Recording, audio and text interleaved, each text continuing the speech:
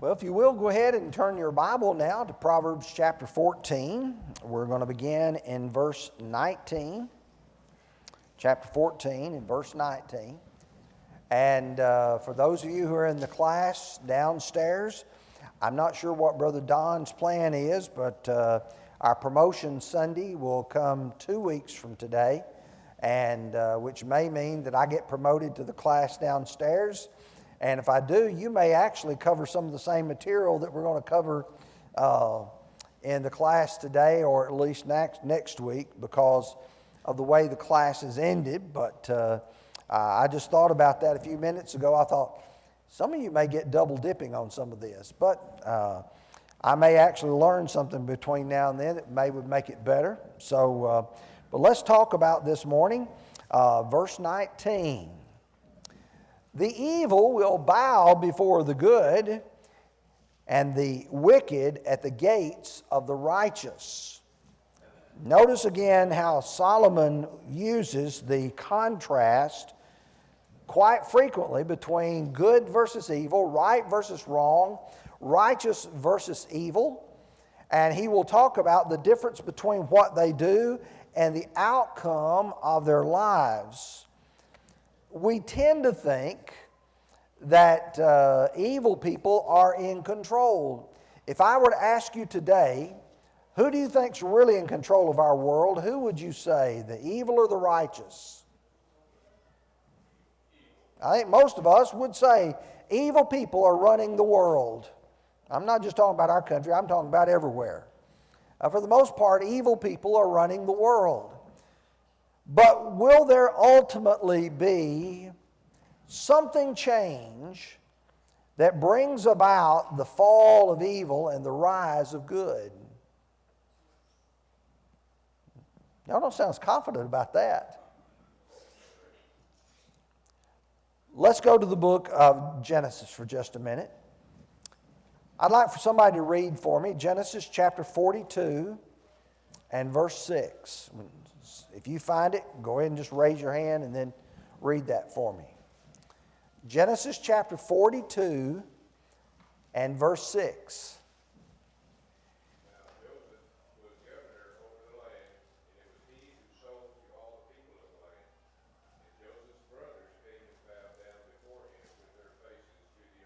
Okay, let's think about Joseph for just a second. As a 17-year-old young man, what happened to Joseph? Brothers sold him into slavery. Remember, they threw him into a pit, but then they ended up selling him to some Ishmaelite traders. Was it good or bad for Joseph at this point?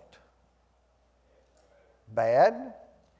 Okay, Joseph goes and he rises to a position of great responsibility in the house of Potiphar.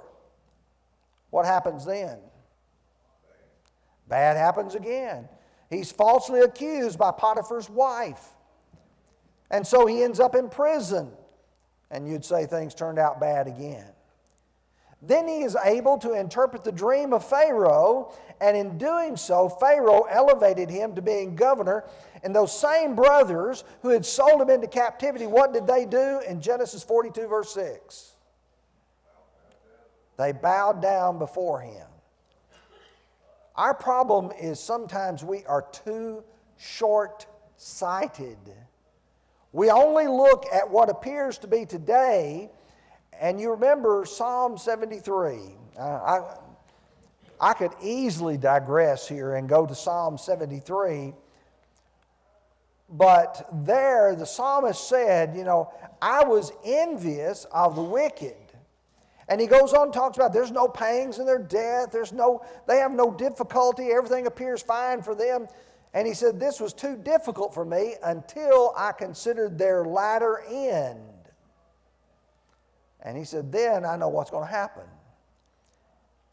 We need to understand that the evil will bow before the good and the wicked at the gates of the righteous. God is in control. And wickedness and evil will not win. The song we sing, "This is my Father's world," there's a phrase in that song that says, Though the wrong seem also strong, God is the ruler yet. So Solomon is trying to persuade his son, I think in this case Rehoboam, that you may think wickedness, evil is successful, but that's not the case. There will be things that are more applicable in the future. Okay, let's go to verse 20 now. The poor man is hated even by his own neighbor, but the rich has many friends. Now, in this passage, who are we contrasting? The poor and the rich. Well, what does a poor man have? Nothing. Even his own neighbor, it says, hates him. Why does he hate him? He can't do anything for him, you know. All he's going to do is borrow from me. He's not going to give me anything. He's not going to benefit me anything. Would it be easy for a person to develop a bad attitude toward poor people?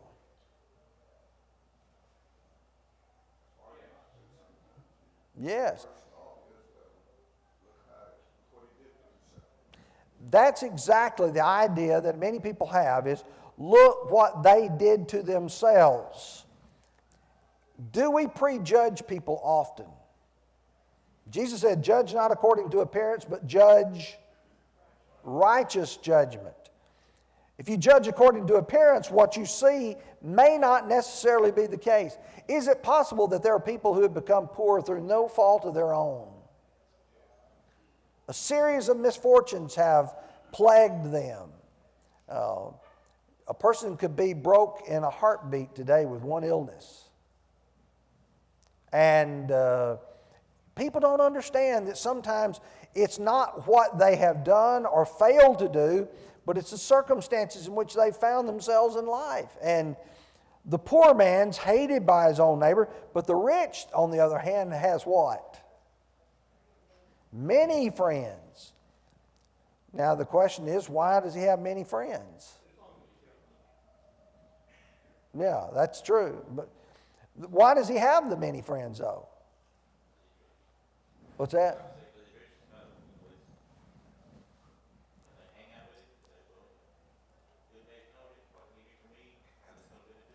There may be some benefits. You know, here's a rich man. He may let some of that rub off on me. He may, just be passing out money. Let me tell you something. If he's rich, he's probably not been used to passing out money.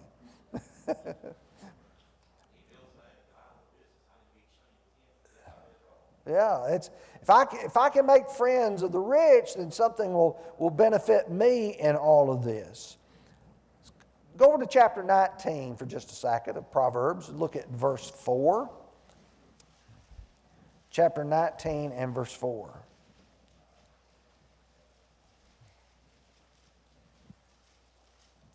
Wealth makes many friends, but the poor is separated from his friend. Wealth makes friends, poor separates friends. The idea is we want somebody who's going to do something for us, somebody who will give to us. Is that not pretty much the way human nature operates? Yes. Do you remember when Jesus was dealing with the Pharisees of his day, what positions did they want at the feast? Best seats. They wanted to be seated with the better folks. And when it came to inviting someone to their home, who did they want to invite? Rich people. Why do they want to invite rich people? Well, he'll invite me. I'll serve him bologna, but when I get to go, I want T-bone steak.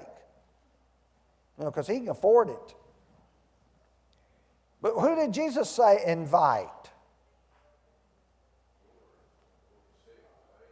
The person who can't pay you back. The person who doesn't have the ability to pay you back. A lot of what Solomon is trying to say as an underlying theme is watch your attitude toward those people who are less fortunate than you are. Make sure that your view of those who are less fortunate than you are is not jaded, it's not self-serving. To be self-serving is not beneficial in any way at all. And so let's take with that now verse 21, because that verse also carries with it the same ideas. He who despises his neighbor sins, but he who has mercy on the poor, happy is he. Now notice here, we're talking about a neighbor. And he's talking about a person who despises him. What does it mean to despise someone? Doesn't like him? Looks down on him? If you go to James chapter 2, verses 1 through 13, James says, if there comes into your assembly a man wearing fine clothes, he's all dressed up, poor man, you say to the man who's wearing the fine clothes, you sit here in this good space. You say to the poor man, you sit here at my footstool. He said, you've dishonored the poor man. And he said, what do the rich people do? They drag you into the courts. They're the ones who are blaspheming the name of the Lord. Why in the world are you pursuing the graces of the rich and mistreating the poor and are despising him? But the Lord said here, he who despises his neighbor does what? Sins. Sin's a transgression of the law, 1 John 3:4. If I have this idea that I can somehow look down on people and mistreat people and have a bad attitude toward them, then I'm sinning. And yeah, that's exactly what he's saying in James chapter 2. He says, if a man keeps all the law and yet stumbles in one point, he's what? He's guilty of all. And so there's a warning in this against despising. But then he goes on to say, but he who has mercy on the poor, happy is he. When you think about that, I want to read to you chapter 14, verses 12 through 14. Then he also said to those who invited him, when you give a dinner or a supper, do not ask your friends, your brothers or your relatives, nor your rich neighbors, lest they invite you back and you be repaid. But when you give a feast, invite the poor, the maimed, the lame, the blind, and when you will be blessed, because they cannot repay you, for you shall be repaid at the resurrection of the just. The Lord says the ultimate outcome of a man who treats poor people well is, happy is he. In the end, when the Lord settles accounts, how's it going to turn out for a man who was stingy? Well, you know, don't you? Rich man and Lazarus. What did Lazarus want? Just the crumbs that fell from the rich man's table. What did the rich man want? More, more, and more. And he had no knowledge of Lazarus other than the fact that he was somebody there to serve him. Because I think it's significant that when you're reading that account, the rich man says, Father Abraham, have Lazarus go dip the tip of his finger in water and come touch my tongue. Why does he say have Lazarus do that? He still looks at Lazarus, even though he's in Abraham's bosom, he's in paradise, he still looks at Lazarus as being beneath him,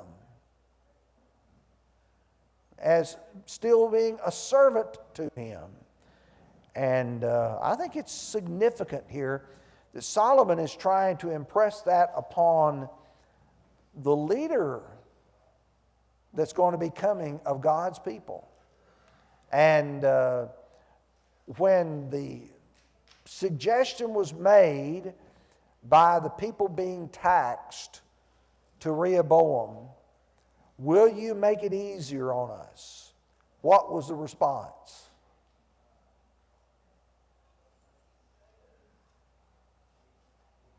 Not going to happen. In fact, you thought my father was bad? I'm going to be much, much worse. That showed he had no respect for people of those who were poor and those who were needy. Let's go to verse 22. Do they not go astray who devise evil? But mercy and truth belong to those who devise good. Let's talk about this word here for just a moment. Devise. What does the word devise mean? Scheming, planning. The root word means to plow, like a plowing of a field. When you plow a field, you actually have some intent in it, do you not? It took a little while studying the background of this word to understand how it gets from this point to this point. But it's like a man who's planning on plowing a garden so he can sow the seed and then he ultimately can get the increase from it. And so you actually have plans in mind. If you're going to be in any kind of business, how important is it to have plans? Critical. Okay. If you fail to plan, you plan to fail. Joe quotes a old wives' fable. Somebody like that. But that's what the Bible teaches, isn't it? That people can devise or fail to devise. But most of us plan what we want to accomplish. In my role as a preacher, you know what I want to do? I want to look and see what the congregation needs, and that's what I want to preach on. And I want to plan the topics, and I want to plan the passages that need to be preached on to try to accomplish that. Now, what happens if you decide you're not going to plan things? Okay. I can tell you what happens to a lot of young men. They come out of preacher training school and they feel like their head's full. And they feel like, okay, next Sunday, boy, I can just rattle this off. And then after about 2 weeks, they're like, I'm out of soap. Because I didn't know as much as I thought I knew. You have got to continue studying for the rest of your life. You can't quit. And you got to plan what you want to accomplish. A long time ago, I remember reading an article in a magazine that talked about the value of planned preaching. Trying to decide what you want to preach a long time in advance so that you're not constantly preaching on the same topic over and over and over again. Do you think it'd be very easy to preach on the same topic over and over again? You know, this man went to this church, brand new work. First sermon was on baptism. And the elders thought, boy, that was a good lesson. Next Sunday, he preached on baptism. They thought, yeah, that's good. He reinforced what he was saying. Next Sunday, he preached on baptism. And they thought, well, you know, maybe he's got another sermon in there somewhere. And next Sunday, he preached on baptism. The elders said, we got to find some way to do this. So what we're going to do, we're going to assign him a text. We want you to preach on Genesis 1. Okay. He said, in the beginning, God created the heavens and the earth. The earth was without form, without void, and darkness upon the face deep, and the Spirit of God moved upon the face of the waters. That brings me to my topic, baptism. Waters. You know, there's got to be some planning involved in this. It doesn't matter what area of life, whether you're a teacher or whether you're in some other field of life, planning's got to be involved. Do they not go astray who devise, plan, think about evil, but mercy and truth belong to those who devise good? Now explain to me the difference between devising evil and devising good. planning evil and planning good.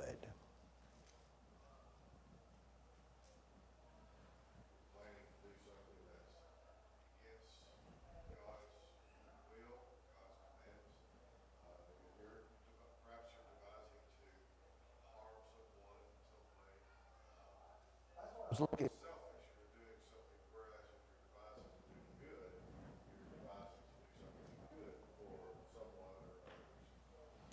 somebody says something mean and harmful about you. All right. How do most people think? I'm going to get him back. And they think in their mind, okay, how can I get him? I know what, I'll do this. I'll do that. And then another person comes along and says, you know what? Best way to get rid of an enemy is to make a friend out of him. And so, as Jesus said, or Paul said in Romans 12, do not return evil for evil, but good for evil. And then Jesus said, in so doing, you'll heap coals of fire upon his head. The idea is, could you plan on to do something that is in that person's benefit, something good for him? And then when you get to the end, how does it affect you? Number one, you're not guilty for doing evil yourself. Number two, you feel good because you did the right thing. Number three, you actually may turn that person into a friend. You may get rid of the evil that was thought. Let me give you some other passages of Scripture. Isaiah 32, verses 7 and 8. Also the schemes of the schemer are evil. He devises wicked plans to destroy the poor with lying words, even when the needy speaks justice. A generous man devises generous things, and by generosity he shall stand. And I thought, wow, when I read that verse, the amazing harmony of Scripture. What has Solomon been talking about? Poor people and rich people. And you think about, how can I take advantage of either the poor man or even to exploit the rich man? You devise evil and it's going to come back to you. Proverbs chapter 3, verse 29, do not devise evil against your neighbor, for he dwells by you for safety's sake. You can explore that verse for a long time, but he says, you don't do harm to your neighbor because he lives next to you, and the two of you together have some safety together. Chapter 6 and verse 18, he talks about there are 6 things that the Lord hates. Yes, 7 are abomination to him: a lying tongue, a false witness. And then he gets to verse 18, a heart that devises wicked plans and feet that are swift to running to evil. Proverbs chapter 17 and verse 20, or chapter 12, verse 20, he says, deceit is in the heart of those who devise evil, but counselors of joy, or counselors of peace, have joy. The idea of those who plan evil, plan wickedness. So in all of this, do they not go astray who plan or devise evil? But mercy and truth belong to those who devise good, those whose plans are to do good and to do right things. Verse 23, in all labor there is profit, but idle chatter leads only to poverty. In all labor there is profit. What's one of the main themes that Solomon has had about work, lazy man?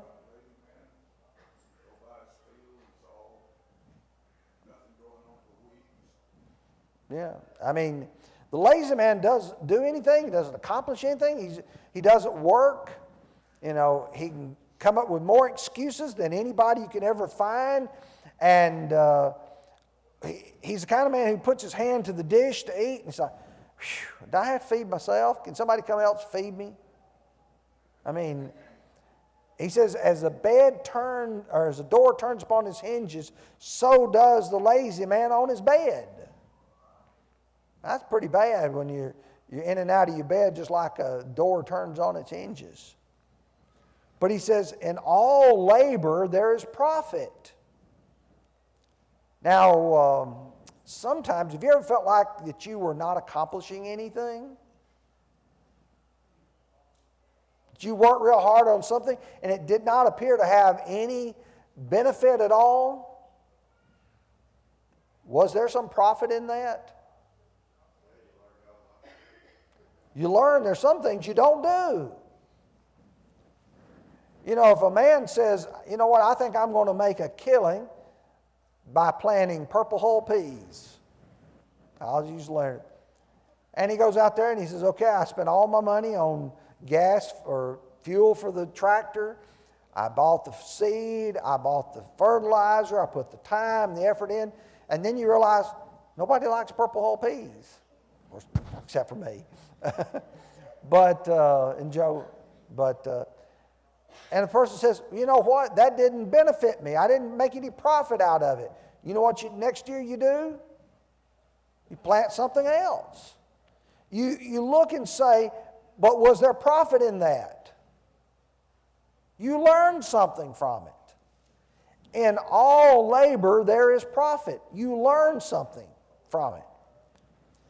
But then he says, idle chatter. Now, what in the world would idle chatter be? Gossip?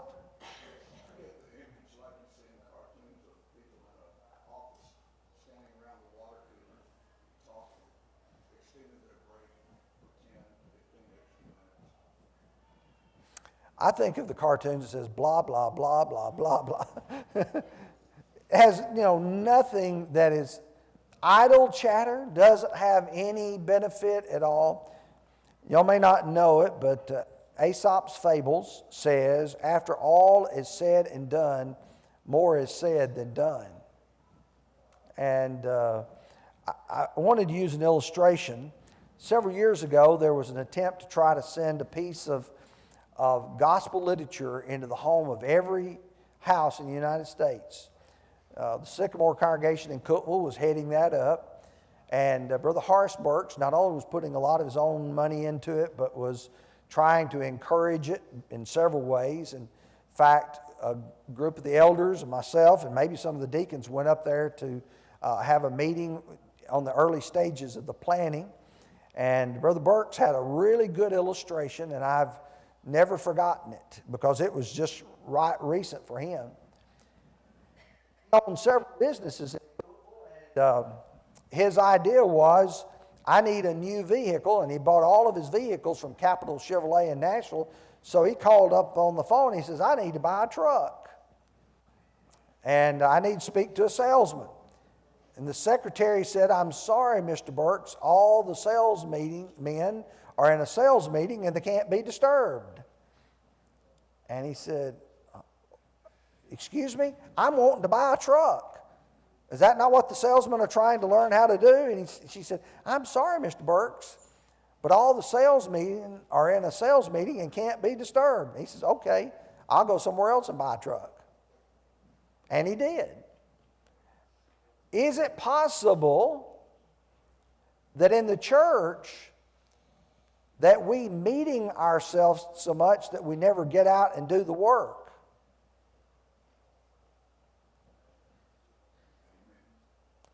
You think about the verse that we previously read about those devising good. At some point, you have to not meet and talk about it. You have to do what? You have to do it. And it's not idle chatter that will accomplish it. In all labor there's profit, but idle chatter leads only to poverty. I think the application for Solomon is, you've got to make sure that you're not just talking about things, you're actually doing something.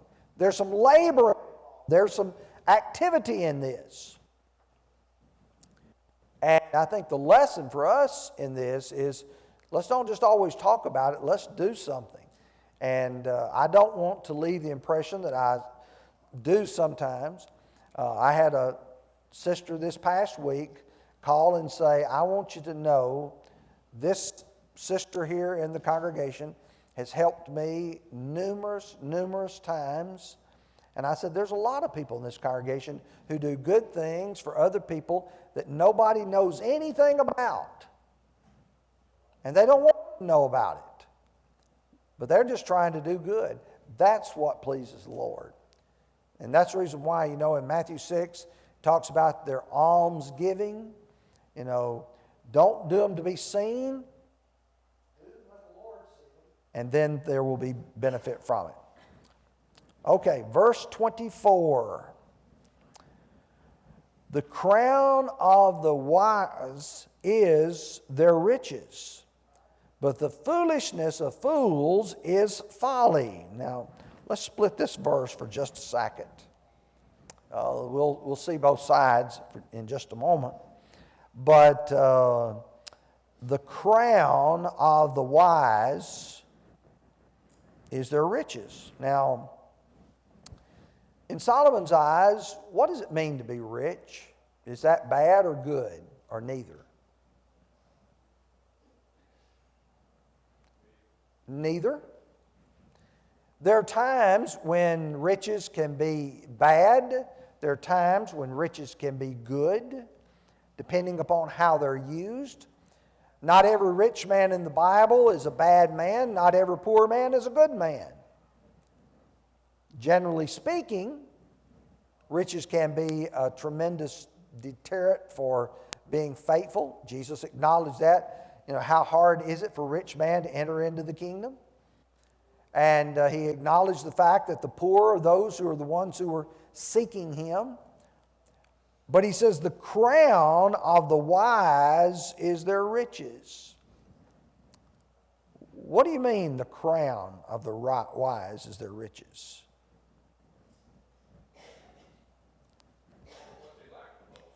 Okay, well,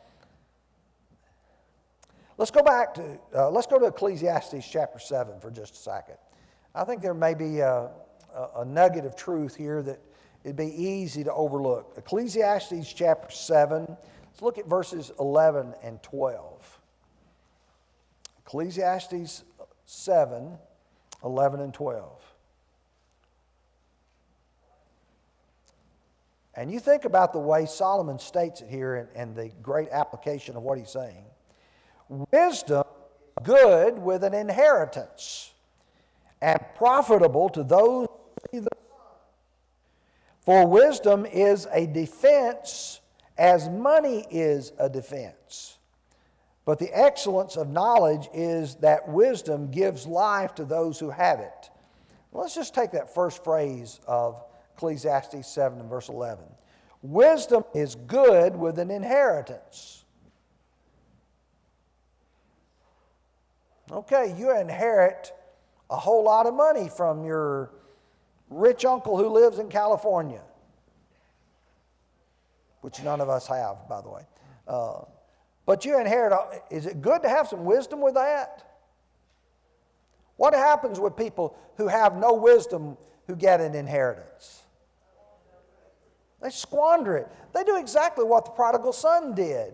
You remember, he took that portion of the inheritance that fell to him. He went into a far country, and there he wasted it with riotous living. It's good to have wisdom with an inheritance. Okay. Profitable to those who see the sun. They're alive. They're here in this world. Wisdom is a defense. Is that true? Having good decision-making capability in times of difficulty, that's a defense. But he says something else is a defense. Money is a defense. How can money be a defense?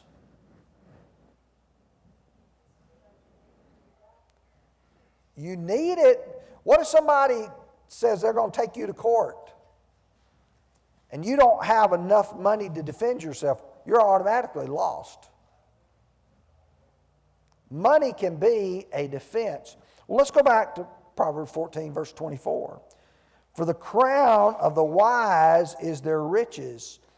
It's almost like a symbol that you've got on your head that, I want you to see, this shows my wisdom.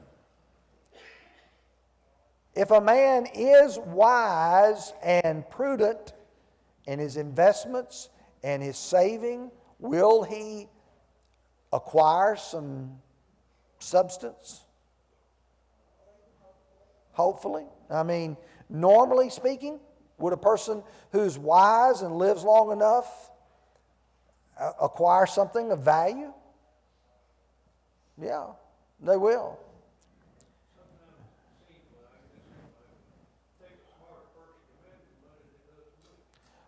That's exactly true. Making sure not only do you go out and you make it, but you got to be able to keep on enough of it to be able to survive. As you know, he's going to talk about, go to the ants, you sluggard, and look and see how they prepare in times of difficulty.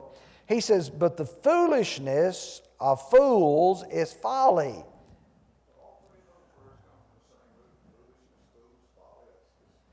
You asked me a question I'm not prepared to answer. I should, but I'm not. Okay. I'm just answering honestly. I'm not, I have not studied, but I would imagine they would be, but I can't say for certain. But the principle is, how do you look at a wise man, and he's been good in his investments, he's been good in his saving, he's been a good manager, and his riches shows that he's done that. That's the crown, if you will, of his wise. But what does the foolishness show? What does a fool show? He shows all he's done is just wasted everything he's gotten. He's never thought about tomorrow. He's never thought about preparing for what would come at a future point in time.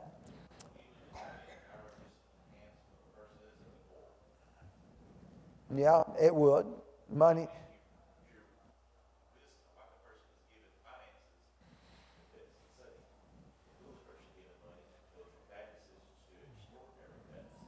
That's exactly true.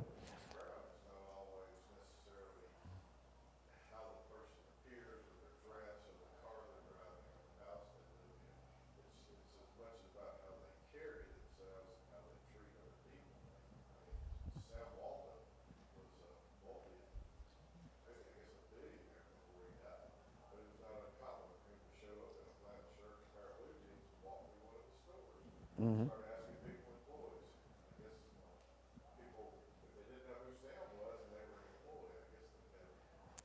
They definitely learned it. Let me offer one observation here because I want to try to get one more verse. But when I'm reading through some of these commentaries occasionally and trying to get some ideas, in the Tyndale commentary, they title this section, says, a crown, a wisdom's crown or a fool's cap. A wisdom's crown or a fool's cap. And I thought, well, that's a pretty good idea, maybe a sermon topic in that. Okay, let's take verse 25, and that's probably all we'll have time to get to for today. A true witness delivers souls, but a deceitful witness speaks lies. Okay, you got this word witness. What does a witness do? I mean, what's the function of a witness? Give testimony? In what? Something, maybe a court case or something such as that. You have people, for instance, Solomon in the book of Proverbs, in chapter 6:19, 12:17, 14:5, 19 verse 5, 19 verse 9, 21 verse 28, 25 verse 18, all refers to a false witness. And he talks about some of the problems that a false witness can create. If people don't tell the truth in times of seriousness, is there a real problem in society? I'm really concerned about the position of truth in our world today. Everything's considered to be relative or shaded or even just completely fabricated. And we say, well, our politicians, all of them lie. if we were the kind of people that we ought to be, we would say, we're not going to vote for people who are liars. We put them there. So who do we have to blame if our politicians are not honest and forthright? You get what you ask for. Well, listen to Proverbs 25, verse 18. I don't want to go too far, but I want to offer some, what I think is some valuable observations here. Proverbs 25, 18. A man who bears false witness against his neighbor is like a club, a sword, and a sharp arrow. A club, a sword, and a sharp arrow. What are all three of those items? Weapons to inflict harm. They're not defensive weapons, they are offensive weapons intended to inflict harm. A false witness intends to inflict harm on somebody else, does he not? It's his testimony, and what you end up with is a miscarriage of justice is brought about by a false witness. The innocent suffer unnecessarily, and the guilty are let go free. Now, I want to tie that for just a moment here with what he's just said about the poor and the needy. Now, here you are in a situation where a poor man has nothing with which to defend himself. He has no friends. His neighbor doesn't care about him. And his rich neighbor is trying to take what he has. Okay, it's your choice. How are you going to stand for that neighbor, that friend of yours? Are you going to be honest? Or are you not going to be honest? That's it. That's a deceitful witness is a false witness. He's a liar. But a true witness delivers souls. He is the one who takes care of the one who is needy and the one who's in the right. And that's exactly what God expects out of each of us, is to always to say and to do the right thing. Lord willing, next week we'll pick up verse 26.